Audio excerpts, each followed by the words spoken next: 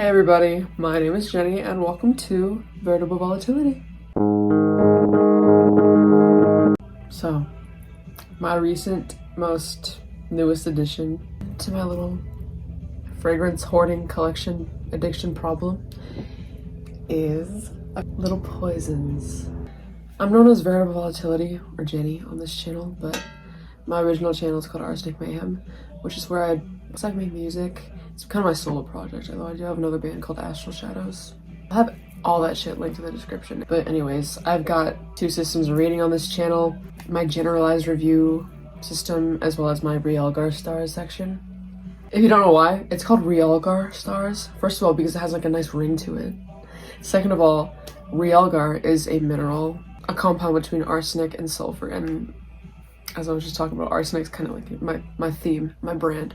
She's also the red girl, and this is important context. You'll see why when I get into my little poisons back there. I'm so happy I got them. Okay, here's the thing. I feel like an untainted eye, you know, just like an average chill guy, because like who the like we're abnormal for liking perfumes, right?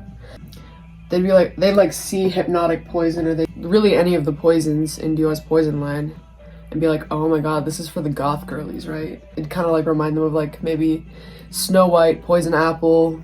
I've also heard this being compared to like a heart, or you know, a potion, because it's a poison bottle. It also kind of looks like a flower bud to me. Same thing with the little dabber version of the bottle. This little one is from the 90s. I got it off Mercari for like 20 bucks. It's only like, you can't really see in the lighting, but it's like halfway full. With that being said, you know, the whole aesthetic it would give off to the average person, you'd probably be wondering, Jenny, Arsenic Mayhem, fucking the red girl, hello? Why have you been hesitating on buying this? Why didn't you rush towards this? And if you've watched my videos before, you'd know that Velvet from Commodity is like my main scent. It's like, if I had to pick a signature scent, I would pick that one. I have seasonal signature scents. That's my seasonal for the winter, but if I were to pick between those 4, it'd probably be Velvet. That's the closest to my personality and the highest score I have on realgar stars, which is basically an assessment of like how Arsenic Mayhem on brand is, I guess. I don't know. It's pretty selfish. I've yet to have rated hypnotic poison on that. But the reason why I haven't been running to this is because it's a niche that's already filled. I'm the type of person to be like, if everybody likes it, I don't like it. Like, I hate getting on fads. I hate doing that shit. I want to be not like other girls. I hate saying that, but like, it's true. It's true. I just want to stay away from everyone. I don't like anybody. People like judging me like in the perfume world, being like, oh, you're one of those hypnotic poison girlies. Shut the fuck up. I'm me. I don't belong to that. And that's why the lore category in realgar stars is such a big component of it. There's 5 categories. What people say about it and how it's advertised, influencers being a part of that, is, I feel, integral to what it is in concept and in essence and in execution. All of it, you know? I haven't been saying this lately, but one of the things I say on this channel is, as artistic pieces, every fragrance's artistic significance is in the eye of the beholder. So you can make up your own meaning to a perfume no matter what people say. We'll stick judgments onto you just because it's popular and be like, okay, you're one of those hypnotic poison girlies. You like this, like, and they say like it has like a bunch of sex appeal to it, which I don't agree with. So I don't know why I'm yapping so much, but I haven't been on here in a while, so yeah, otherwise I'd just be talking to the voices in my head type shit. But I was talking about Velvet from Commodity, which is not as popular as hypnotic poison. I don't even feel like you'd see it at Sephora. So I feel like I can treat Velvet from Commodity as like a safe haven. Although when I do get up on TikTok and things like that, the people who do review Velvet will try and stick their like, so sexy, it's so sex appeal, trying to like please each other. It's really hard to describe, but it's very like existentialist. You know how like Jean-Paul Sartre says like hell is other people? That's like the mindset that I come from. Velvet is an underdog. It's a smoky rose, but also quite sweet, and it's just my thing. It's my jam. I have it as a 4.9 out of 5 in my realgar stars reading, so it's damn near perfect. I don't think this is gonna measure up to it because one of the categories is lore, and the lore is gonna really knock it down because of people fucking throwing up on it. Like, why would you fucking wear this if it doesn't even match your aesthetic, bitch? Get out of here. I see, like, you know, like clean girlies trying to wear this. Like, shut the fuck up. This ain't even you. Just because it smells like vanilla, you like it? Stop it. Find your personality first, and then wear something with, like, intent, you know? Because deep down you don't even like that. Like, you're just wearing it because everybody else is wearing it. Stop it. I'm sorry, I'm being so judgmental. I just wish people would be more themselves. I always say keep being you and stay proud of yourself at the end of my videos for a reason, you know? But yeah, I guess what I'm trying to say is people hound dogging and like jumping all over shit and just verbal diarrheaing about it. Fucking God, I sound so annoying. I need to get off YouTube immediately.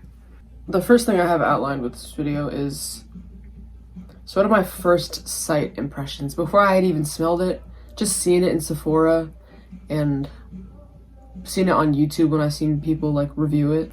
My first impressions of Hypnotic Poison was that, oh my God, it's so like corporatized. Like Dior's trying to appeal to fucking people who think they emo, or like people who think they've gone through shit and like can be like all dark and mysterious, but they haven't. And it's just like so cheap. That's what I thought of it at first, but I'm just like a very skeptical, critical person, and I feel bad about that. That was just what's going on in the back of my mind. So I was like, nah, I'm not gonna jump on that. Like it looks like cause I'm the fucking red girl, right? I have this whole like arsenic mayhem persona.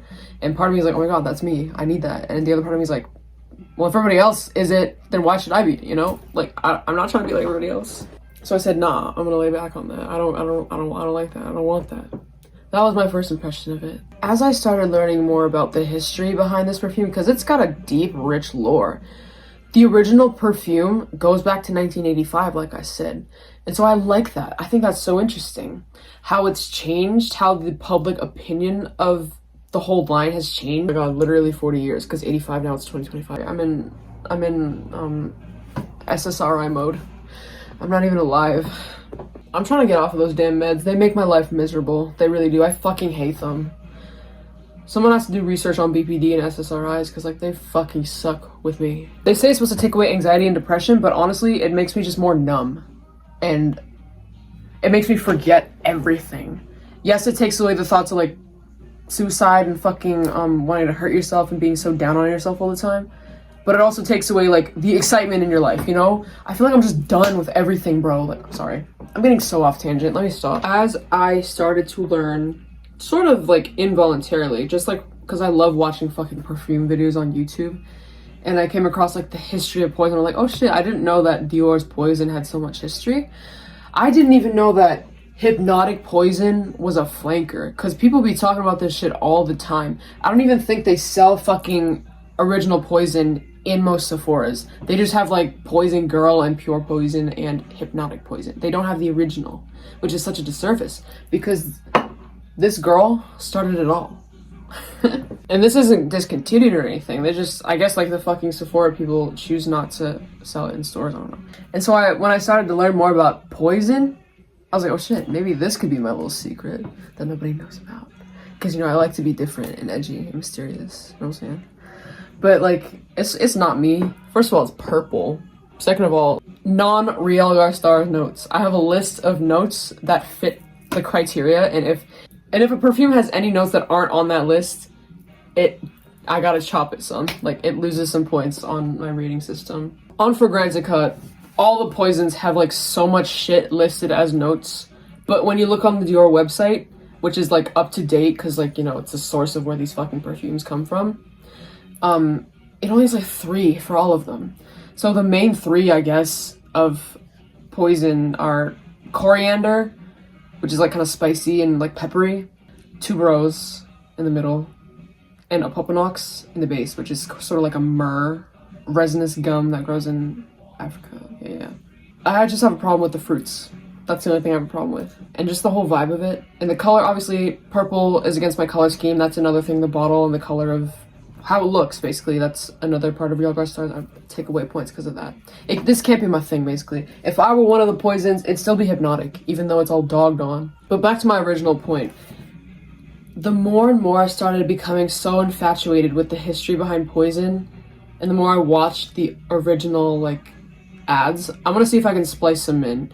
The original ad for Poison, back in the 80s, had, like, some 80s ass music in the background with, like, new wave ass sound effects. And I just remember like eye makeup and like a tiger in it. And it was like poison. Yeah.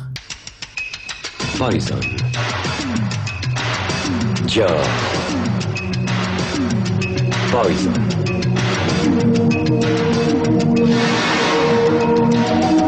Le parfum par Christian Dior. I don't know, I really like the aesthetic. I wasn't fucking born in the 80s, but I think it's appealing. I'm sure back then they thought it was just like that to the 80s kids is probably like alegria, like fucking minimalism ads to us today, and that annoying ass fucking bass that's always in ads. You know what I'm trying to say? The fucking bass lines. Oh my god, I hate. It's like 50% of my cortisol in my brain is from advertisements. As we progress on this timeline, I don't know very much about Tundra Poison. 1994 it was released, so closer to the release of Hypnotic Poison than to the original Poison. So we've got 85 with the original, 94 with Tundra, and then 98 with Hypnotic. The commercial that I watched for Hypnotic was, I think, from 98. The woman in like the elevator, and it looks super hypnotic because it's like, I don't know, elevators are very liminal. I feel like I've had a lot of elevator dreams. That's something I like about the title of the word hypnotic.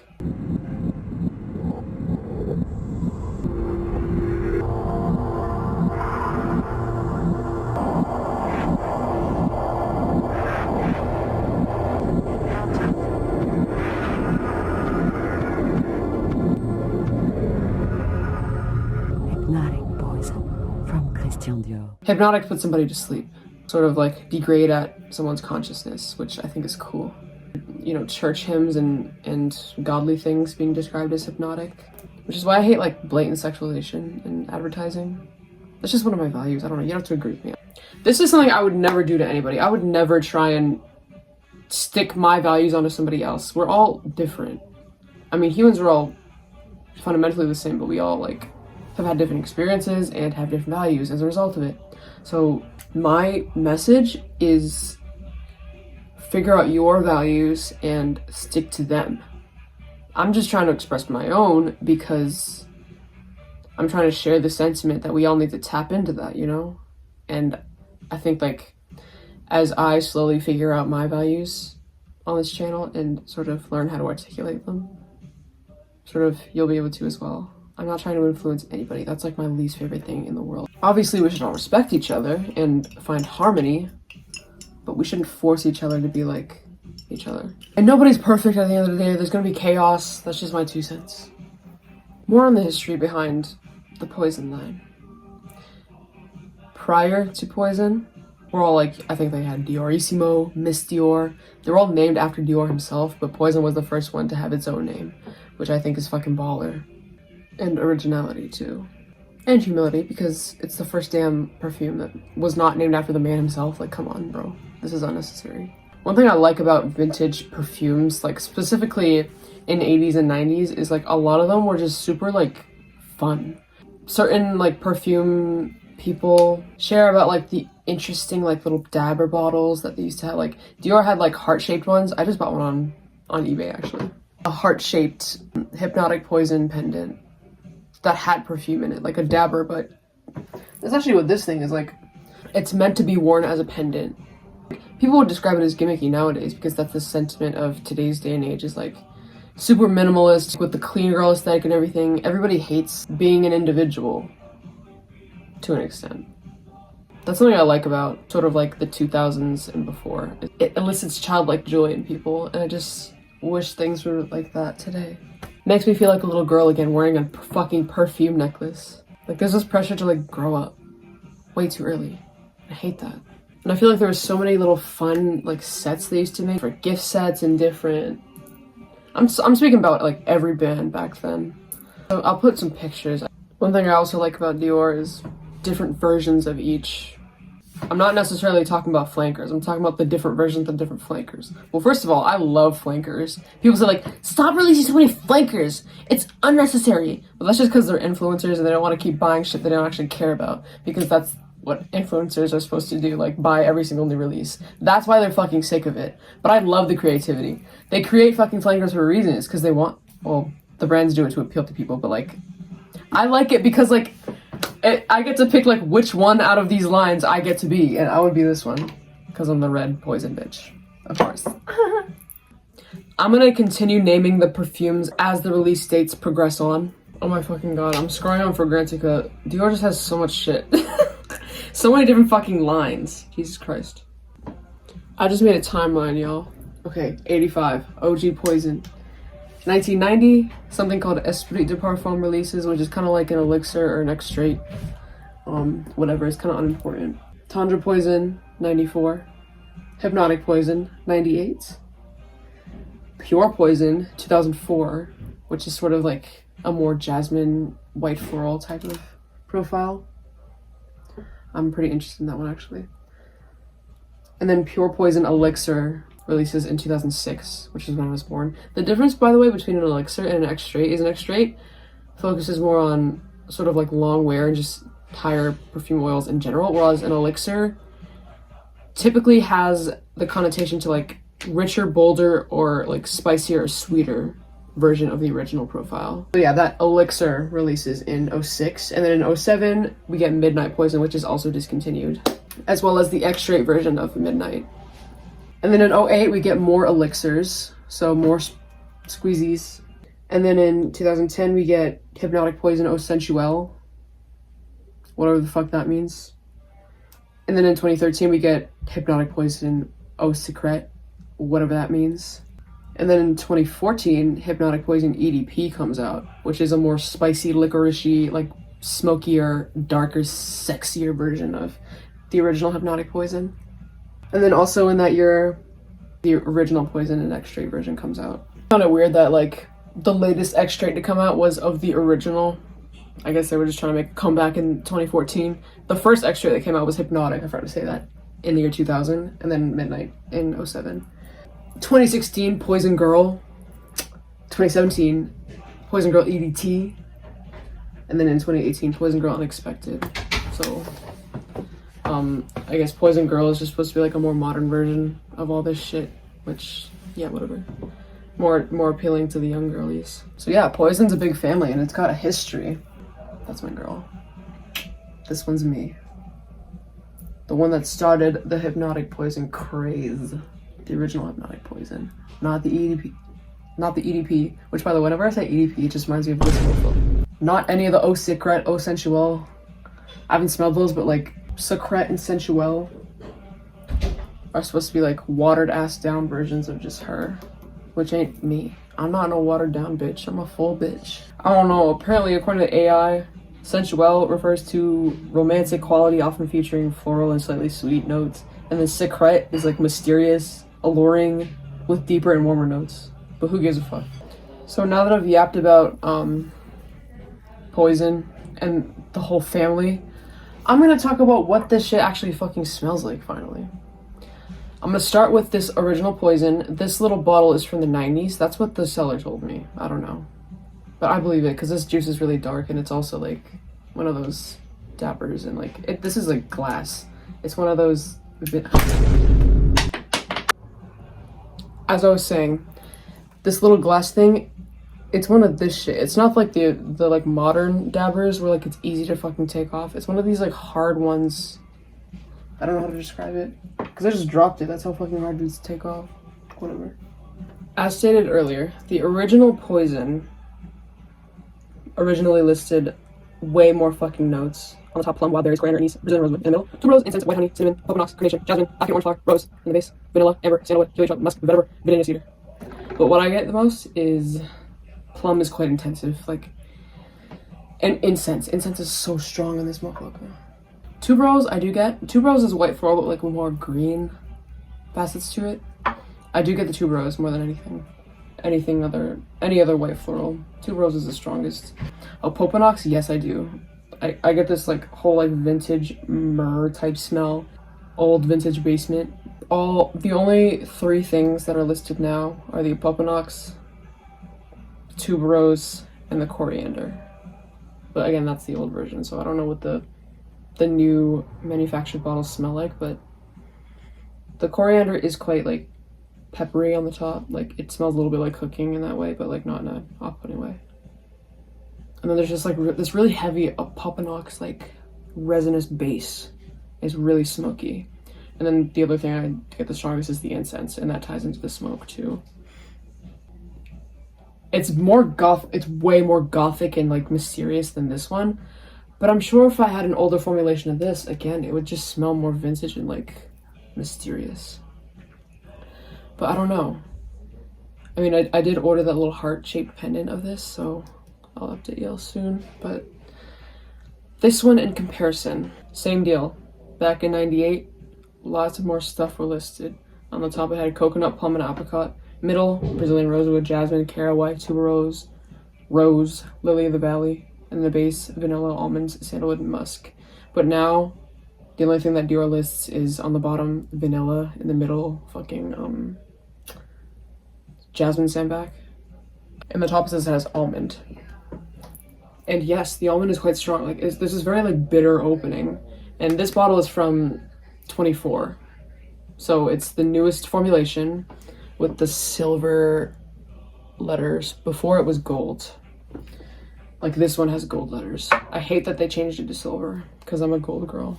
Vanilla and almond are very strong in this. This is the type of smell that people say is like Play-Doh-y and root beer-y, but personally I don't really mind that. And a lot of people say they don't get the flowers at all, but I actually do. Like, there's this very like noticeable jasmine and tuberose to it. Just general white floralcy. It is musky. It is quite powdery. I do get a powderiness from it. Plum, I guess that's what those two share. And caraway in this one, which gives it that root beeriness quality, licorice nuance to it. That's where that comes from. Apparently it's stronger in the EDP version, but I get it quite a lot in this, so just be aware. Coconut and vanilla are kind of similar in my nose, so whatever. And I do get, like, I guess a woodiness, which is where the sandalwood comes in. I've looked into it, and apparently Hypnotic Poison has had a shit ton of reformulations. Apparently it started off extremely sweet. There was an era where the formula was super bitter, and then like the newest is just bland or like blah. But yeah, we'll see if that older formulation of Hypnotic smells more like gothic. Kind of like this. Back on the OG Poison, I feel like the vibe of this is also like really wild. Something about it just is really earthy. Maybe it's just because it's the vintage version, but it's super earthy, and it reminds me of, since it's got like that really unique spice of coriander, and the fact that there's like a tiger, and it's just like super like, I want to say carnal and super instinctual. I don't want to say animalic because it didn't smell animalic, but it has like animalistic symbolism. I have these drawings I did. And then Hypnotic. There's like a warm. People say makes you feel like you're getting a nice warm hug. And someone once said that it's not necessarily sex appeal. The EDP has sex appeal, but not necessarily this one. It'll put you to sleep. It's like super calming and relaxing. Puts you to sleep just like a hypnosis would. Puts you to death in a very calming way. Whereas this one will just rip your throat out. I like that. Red. I'm talking about like my deepest ass like thoughts about the color red and its symbolism, but a lot of, because I've been thinking about it a long time. I've had Arstic Mayhem and the red girl persona for like freaking 10 years now. But a lot of people think red just symbolizes fucking anger and love and sex. But to me it represents like comfort and closing your eyes. You know when you close your eyes and like light hits it and it's just red on you? Maybe the inside of a womb just being protected, and that's what this embodies to me, which I think is pretty special. It's cleaner and less like brutal than the original, I think. But that just might be like a formulation issue. The fact that that's from the 80s, of course it's gonna smell more earthy, because everything smelled damn earthy back then. Like think of Obsession from Calvin Klein. This is a newer one, so we'll see. There's lots of history with the Poison line in general. I love it. So many different sissies. A lot of them have been killed off, but she still stands strong. People love on her and love to dog on her and try and get on her dick, but she's like, At least in my heart. Can't fool me. Poison's a wild girl. She puts up with having no AC in the summer, but like she enjoys the comforts. Hypnotic enjoys the comforts of life. She needs her little snacky. She needs her little AC. She needs her little satin sheets. She needs all that shit because it's like really torn energy. This girl don't give a fuck, which I appreciate as well. I should probably leave now. I'm having a lot of fun analyzing these guys, but this is supposed to be a low-key video. First impressions. I'll get more into my deeper analysis. I'll make probably both of them individual intensive reviews. So I think I'm ready to go. I'm always scared that I'm forgetting something, but I'm just gonna end it here. Keep being you and stay proud of yourself. Bye-bye.